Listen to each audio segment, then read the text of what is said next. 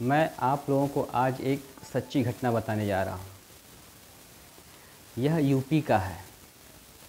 एक आदमी था, उसके 2 बच्चे थे। वह आदमी अपने गांव के बगल में दूसरे गांव में पढ़ाने का काम करता था। वो सरकारी टीचर था। उसने अपने बच्चों 1 से 8 तक शिक्षा गांव में ही पूरी करवाई। फिर गांव में कोई बढ़िया स्कूल नहीं था, तो उसने अपने बच्चों की शिक्षा के लिए शहर चला गया। वहाँ पे उसने अपने बच्चों को महंगे स्कूल में दाखिला दिलवाई, ट्यूशन लगवाए। उसका आधा पैसा बच्चों की पढ़ाई में निकल जाता था। पिता जो शहर चला गया था, जो वह पिता पढ़ाता था, वहाँ से उसका स्कूल 10 किलोमीटर था। रोज़ साइकिल से आता और जाता था।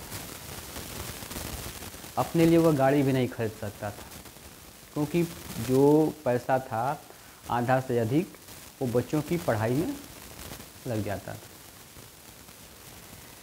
फिर धीरे धीरे बच्चों ने हाई स्कूल पास किया, इंटर पास किया, ग्रेजुएशन हुआ।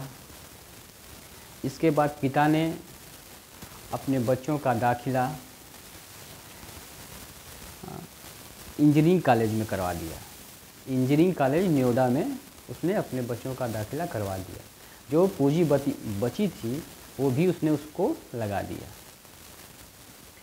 बच्चे इंजीनियरिंग करके निकले। फिर उसने अपने बड़े बच्चों का शादी करवा दिया।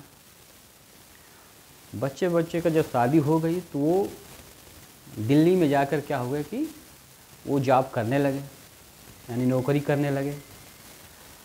वहाँ पे 6 महीना बीतने के बाद वो दोनों बच्चे विदेश अमेरिका चले गए। और जो बड़ा लड़का था वो अपनी बीवी को भी साथ में लेकर चला गया, वहीं पे सेटल हो गया। इसके दोनों बेटे अमेरिका में कमा रहे थे।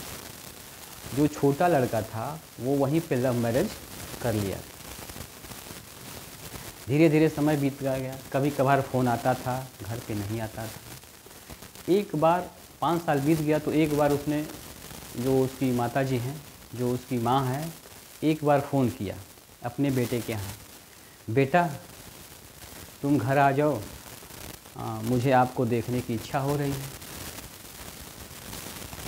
तो बेटे ने कहा कि माँ छुट्टी नहीं मिल रही है।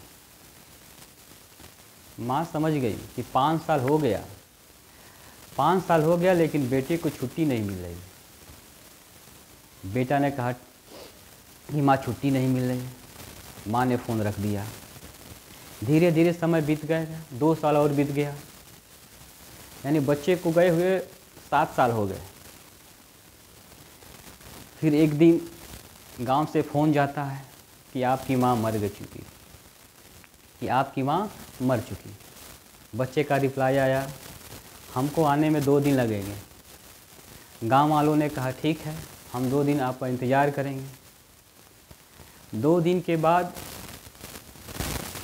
छोटा बेटा गया।